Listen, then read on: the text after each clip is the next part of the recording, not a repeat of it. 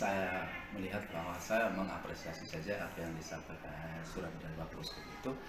Kayak memang saya memahami bahwa esensi dari apa yang disampaikan oleh Bapak Uskup itu baik. Kayak menurut saya terlalu prematur Bapak Uskup mengeluarkan surat itu. Jadi semestinya menurut saya, dan karena ini terkait dengan tradisi Helasketa, tradisi Helasketa ini merupakan salah satu dari tradisi yang ada di TTU, bukan satu-satunya. Artinya masih banyak tradisi. Nah, oleh karena itu kenapa saya bilang terlalu prematur? Karena akan terjadi, orang akan berpikir bahwa ini akan terjadi diskriminasi juga. Kenapa yang dilarang cuma Helasketa? Padahal tradisi yang lain juga. Sehingga semestinya menurut saya bahwa di awal sebelum Bapak Uskup yang mulia mengeluarkan surat ini, surat pelarangan ini, semestinya Bapak Uskup membangun dialog dengan tokoh-tokoh agama dan tokoh-tokoh masyarakat yang berkepentingan terkait dengan tradisi Helasketa ini. Jika menurut pandangan gereja, pandangan yang mulia Bapak Uskup, bahwa ini menyimpang dari nilai-nilai gereja, menyimpang dari nilai sosial masyarakat dan ekonomi, nah disitulah disepakati bersama, diluruskan nilainya, sehingga kemudian didudukan pada nilai yang sesungguhnya. Misalkan Helasketa ini memiliki nilai kemanusiaan, nilai persatuan, memiliki nilai filosofis yang sangat mendasar, itu mempertemukan dua pihak yang dulunya bertikai dan sekarang melalui Helasketa itu menjadi bersatu kembali. Momen rekonsiliasi ya. Rekonsiliasi, jadi memiliki sebuah nilai rekonsiliasi yang sangat tinggi. Tetapi mungkin dalam praktek pantauan Bapak Uskup dan gereja melihat bahwa ternyata itu sudah menyimpang dari nilai-nilai itu. Menurut saya itu yang diluruskan, bukan dilarang. Karena menurut saya kalau perihal pelarangan ini berarti dalam konteks hukumnya adalah suatu larangan yang akan diikuti dan sanksi, dan benar dalam surat ini sanksinya adalah gereja tidak memberikan pelayanan dalam hal ini berkat gereja, berkat kudus. Sehingga saya lihat bahwa untuk Bapak Uskup setidak-tidaknya harus membangun komunikasi secara baik dengan tokoh-tokoh ada, tokoh-tokoh masyarakat, pemangku kepentingan, agar nanti apa yang produk yang dikeluarkan oleh Bapak Uskup bukan produk Bapak Uskup sendiri, tetapi berasal dari masyarakat juga. Dalam hal ini wakil tokoh-tokoh agama, tokoh-tokoh masyarakat, pelurusan terhadap nilai-nilai itu yang perlu kita ini. Saya pikir memang ada 4 poin di situ. Yang pertama terkait dengan nilai religi, nilai keagamaan. Okelah, itu bukan kewenangan saya untuk menjelaskan tentang itu, ada yang lebih ahli dari situ.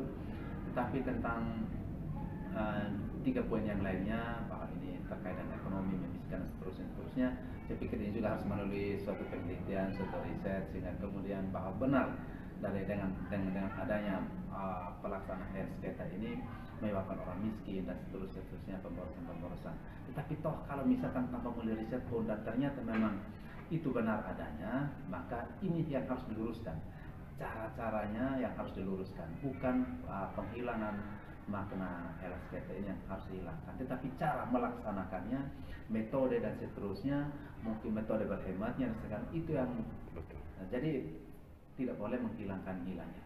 Jadi tidak berarti bahwa dengan cara sekarang, kemudian dengan cara sekarang adanya perkembangan yang semakin maju seperti ini, lalu orang melaksanakan Helasketa secara sembrono, katakanlah begitu, menurut saya ini yang harus diluruskan, tetapi bukan menghilangkan tradisi Helasketa itu. Saya pikir sepanjang itu dinilai bahwa nilainya tidak bertentangan dengan nilai-nilai agama dan nilai-nilai religiusitas, dan juga tidak bertentangan dengan Pancasila dan 245, saya pikir ini harus dipupuk dan kita kembangkan.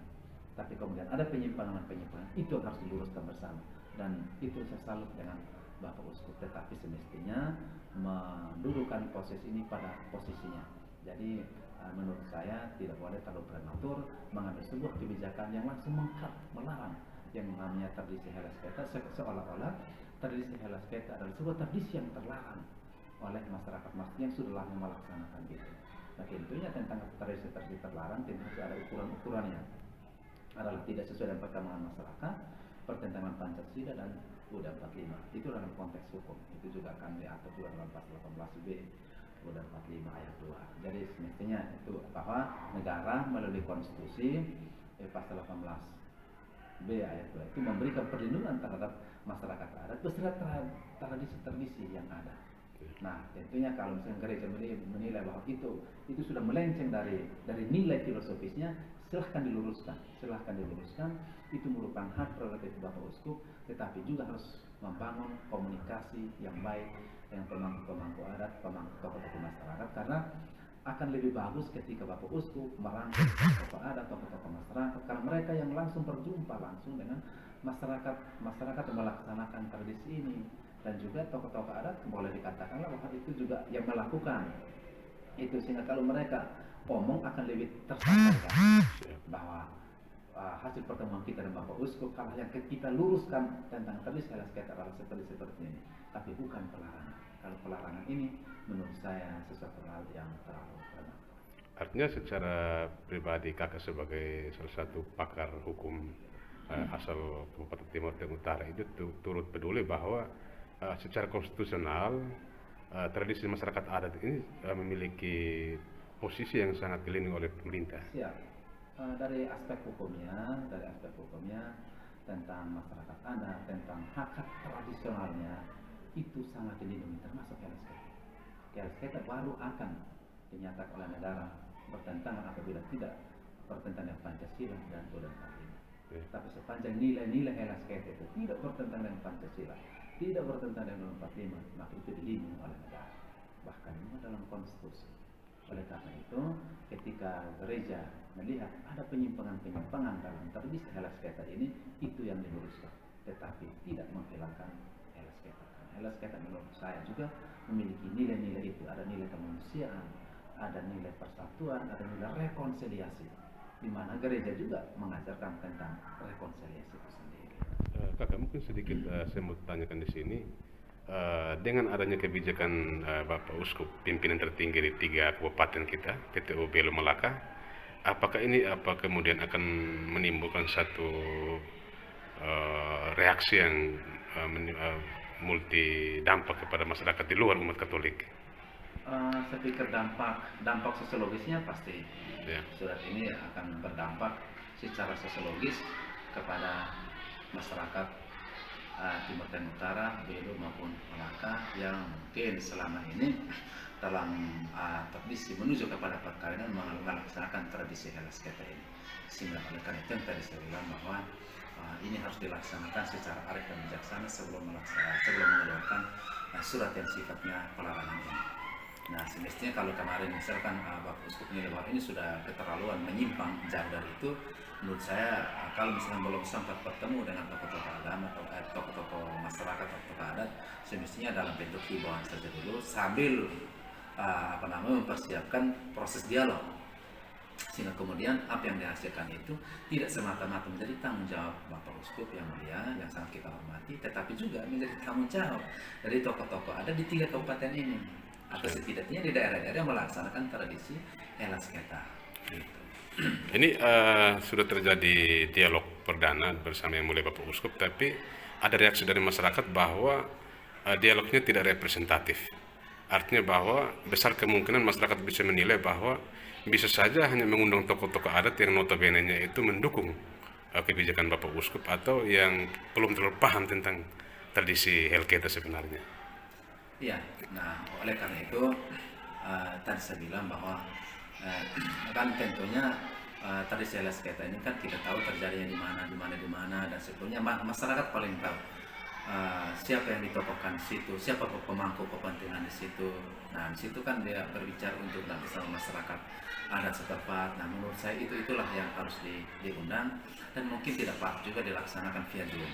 Ya, Zoom ini kan hanya orang-orang, memang dari awal saya mengapresiasi perjumpaan itu ada melaksanakan via Zoom, tapi saya bilang ini kan pemangku adat, tokoh-tokoh adat ini kan minta maaf, mungkin mereka tidak sekolah, tidak melek teknologi itu, tapi mereka memiliki pengetahuan yang sangat mumpuni terkait dengan Helasketa ini. Menurut saya, nah ini harus dilaksanakan secara langsung, berbicara, didialogkan secara langsung dengan Bapak Uskup.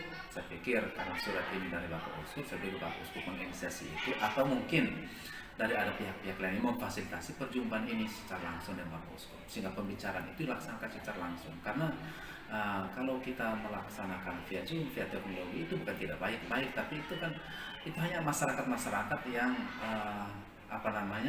yang mungkin mengetahui secara memang mengetahui tentang LSK, tapi tidak mengetahui secara komprehensif, secara mendalam. Kan Ya. yang mengetahui itu kan adalah tokoh-tokoh agama, tokoh-tokoh adat, tokoh-tokoh masyarakat yang juga mungkin tidak berpendidikan secara formal, tapi pengetahuan mereka tentang LSK itu sangat baik. Nah, disitulah mungkin Bapak Uskup juga bisa mendengar dari mereka. Kira-kira nilai apa yang diperjuangkan, nilai apa yang selama ini diperhatikan dalam LSK itu. Mungkin Bapak Uskup selama juga tidak mendengar secara baik dari tokoh-tokoh pemangku yang tadi saya sampaikan, sehingga kemudian Bapak Uskup mengeluarkan statement seperti itu. Saya pikir Bapak Uskup itu sangat bijak, tinggal bagaimana melakukan pendekatan, dialog yang bersifat konstruktif. Artinya menurut pandangan kakak sebagai praktisi hukum, besar kemungkinan kebijakan yang sudah dikeluarkan itu bisa dianulir atau ditarik kembali untuk bisa mencapai satu solusi yang bisa lebih objektif. Saya pikir Bapak Uskup ini memiliki nilai, memiliki kebijaksanaan yang sangat tinggi. Masih sangat mungkin untuk Bapak Uskup meninjau kembali keputusan ini. Ini kan bentuknya dalam bentuk keputusan. Ya, dalam bentuk peraturan saja masih bisa ditinjau kembali, apalagi dalam bentuk keputusan. Dan saya pikir Bapak Uskup sangat welcome untuk itu. Hanya saja mungkin selama ini Bapak Uskup kurang mendapatkan masukan-masukan terkait dengan nilai-nilai filosofis yang paling mendasar tentang LSKT itu. Nah, mungkin yang Bapak Uskup mungkin ada yang menyampaikan atau mungkin pengamatan Bapak Uskup, pengamatan gereja, mungkin hanya memantau dari luar bahwa ini ternyata prakteknya seperti ini, sehingga Bapak Uskup mengambil satu kebijakan, sudahlah kita membuatkan pelarangan seperti itu. Tapi saya pikir surat dari Bapak Uskup ini juga tidak salah-salah amat menurut saya. Ini dengan adanya surat Bapak Uskup ini kan kemudian ada muncul ide-ide untuk bagaimana cara kita membangun dialog, komunikasi, sehingga selama ini tidak saling curiga saja antara gereja dengan umatnya sendiri, yang juga notabene adalah masyarakat adat itu sendiri. Tapi menurut saya kita ambil hal positif dari surat itu. Dengan surat itu kita mau untuk membangun dialog dengan dia untuk kembali meletakkan nilai-nilai itu pada yang sesungguhnya. Mungkin kemarin ada penyimpangan dari nilai itu hal positif dari surat Bapak Uskup. Kita meluruskan kembali, kita meletakkan pada nilai yang sesungguhnya. Tapi tidak menghilangkan. Kita meluruskan. Mungkin dulu nenek moyang kita mewariskan tradisi yang begitu luar biasa, dengan nilai-nilai yang begitu luar biasa. Tapi dalam perkembangan itu kita menyimpang dari nilai-nilai itu. Melalui surat ini kita dibangunkan kembali pikiran mungkin selama ini tidur, untuk kita kembali memaknai nilai yang sesungguhnya dan membangun komunikasi yang baik, dialog yang baik dengan mulia Bapak Uskup, pihak gereja. Dan saya pikir dengan segala hormat dan segala kebijaksanaan Bapak Uskup akan mengeluarkan sebuah kebijakan yang baik, yang progresif, yang merangkul semua kepentingan. Di dalamnya adalah tentang menjunjung tinggi nilai-nilai LSKT itu, apabila memang nilai-nilai itu masih searah dengan nilai-nilai gereja. Mungkin sedikit pesan moral kepada kami kaum awam, yang notabene itu sangat tidak pantas untuk kita sampai kemudian memberikan kritikan kepada pimpinan kita. Nah, mungkin pesan moral kepada para pemangku adat atau masyarakat Timor yang selama ini sudah meyakini tradisi sebagai satu ciri khas atau warisan nenek moyang, apa saja mungkin pesan moral memperkuat kegelisahan masyarakat adat. Pesan saya kepada masyarakat dan kepada siapapun bahwa yang pertama, bahwa kita harus melihat surat dari Bapak Uskup itu dengan kepala dingin dan arif dan bijaksana. Bahwa dengan surat ini kita mau untuk memperoleh diri. Itu satu. Yang kedua, bahwa dengan adanya seperti ini, kita mau membangun dialog, kita mau mengembalikan nilai itu kepada yang sesungguhnya, dan kita tokoh-tokoh adat, tokoh-tokoh masyarakat atau pemangku adat berjumpa, bertemu, membangun dialog dari hati-hati Bapak Uskup dan menyepahamkan nilai LSKT ini, meletakkannya pada yang sesungguhnya. Lalu yang berikut adalah, ini zaman sekarang adalah zaman media sosial. Dan harus menggunakan media sosial ini juga secara arif dan bijaksana. Tidak boleh terprovokasi dengan adanya itu. Saya pikir Bapak Uskup itu seorang pemimpin agama Katolik yang sangat luar biasa, seorang uskup yang sangat luar biasa, yang sangat kita junjung tinggi, sangat kita hormati. Saya pikir beliau akan menerima siapapun yang mau membangun dialog tentang yang dianggap surat yang beliau itu menjadi polemik dalam masyarakat. Saya pikir dengan momentum seperti ini kita juga melakukan refleksi agar nilai-nilai budaya yang mungkin selama ini nilai-nilai dari sekali itu yang sudah menyimpang kita akan luruskan kepada yang sebenarnya. Lalu kita memberikan masukan pemahaman kepada Bapak Uskup bahwa nilai yang sebetulnya kita lakukan dalam hal sekalian nilai seperti ini, dan saya pikir Bapak Uskup juga memiliki spirit semangat yang sama, yaitu adalah mengembalikan sesuatu pada rel yang benar. Itu sebetulnya spiritnya, nilai yang harus kita ambil saat ini.